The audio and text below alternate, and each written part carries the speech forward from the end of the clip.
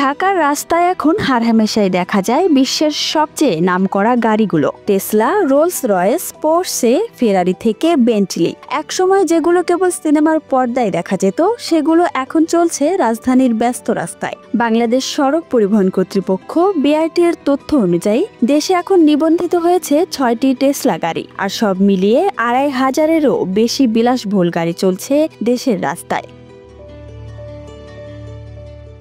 Range rover, BMW, Mercedes Benz, Audi এসব গাড়ি যেন আজ ধনীদের আভিজাত্যের প্রতীক হয়ে উঠেছে। গুলশান, বনানী, ধানমন্ডি, বারিধারা কিংবা বসুন্ধরার অভিজাত রাস্তাগুলোয় প্রায় দেখা যায় এই দামি গাড়িগুলোর ঝলক। বিশেষ করে রাতের দিকে এসব এলাকার রাস্তায় রেঞ্জ রোভার, মার্সিডিজ আর বিএমডব্লিউর আলোর ঝলকানিতে তৈরি হয় এক ভিন্ন আবহ। বিআরটি এর নিবন্ধন তথ্য বলছে, দেশে বর্তমানে 2500-এরও বেশি বিলাসবহুল গাড়ি চলছে, যার দাম 1 কোটি থেকে শুরু করে 12 কোটি টাকাও ছাড়িয়ে যায়। গাড়ি ব্যবসায়ীদের মতে এসব গাড়ির মালিক 1.5 থেকে 2 হাজার মানুষ। তাদের অনেকের গ্যারেজে আছে একাধিক বিলাসবহুল গাড়ি।